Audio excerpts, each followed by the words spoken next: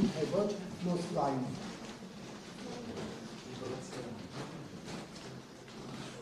Նախ ասեմ, որ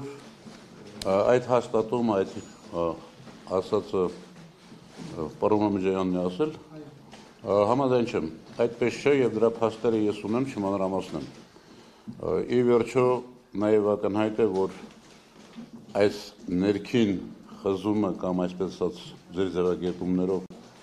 սկսվեց, հատկապես սկսվեց երկրորդ նախագահի վերջին մեծ ասուլիսից հետո։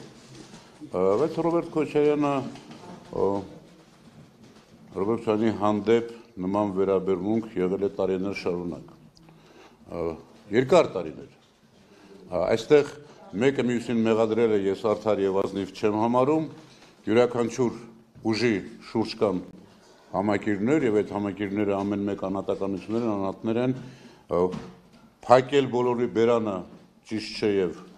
արդար չէ, ամեն մեկ իր տեսակետն է հայտնում, բայց հատկապես կրկնում եմ երկրորդ նախագահի մեծ ասուլիսից հետո Քոչարյանի հանդեպ ճնշումներ չասեմ Քոչարյանին դժվար է ճնշելը, չափից ավելի մեծացել են։ Եվ եթե որևէ մեկը փորձի իսկապես մոնիտորինգ անել, կտեսնենք, որ այդ օրվանից սկսվեց այս ամբողջ պատմությունը։ Բայց սա երկրորդական է, ամենահիմնականն այն է, որ տեսեք, ի վերջո ինչու առաջացավ տարանջատման այդ գաղափարախոսությունը,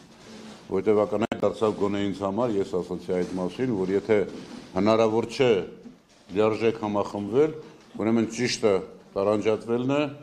եւ ամեն մեկ իր կարողացածի, իմացածի, պատկերացրածի ձևով շարունակել պայքարը այս չարիք իշխանության դեմ։ Իսկ եթե ավելի անկեղծ ասեմ, այդ տարանջատումը նոր չէ։ Նախկին իշխանության տարանջատումը Ռոբերտ Քոչարյանից սկսվել է դեռևս 2008 թվականից հետո։ Հանգիստ։ Երկրորդ հարցը հանդիպում եղել է թե չէ, երկրորդ հարցը եւ ես իմ հարցը կդեմ։ Մամուլում հրապարակում է եղել, որ նման հանդիպում տեղի է ունեցել, դա չի երկրվել, չի հաստատվել, այդքանը։ Այսպես անորոշ ինչու եք պահում, ասեք կամ հանդիպել են կամ չեն հանդիպել։ Բայց ես ասում եմ այն ինչ գիտեմ, չէ՞։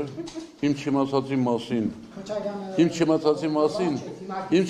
մասին ես երբեք չեմ ասում։ Իսկ չեք լսում ախր, իմ չիմացածի մասին ես երբեք չեմ ասում։ Իսկ իմ իմացածի մասին երբեմն չեմ ասում։ Այսինքն գիտեք չեք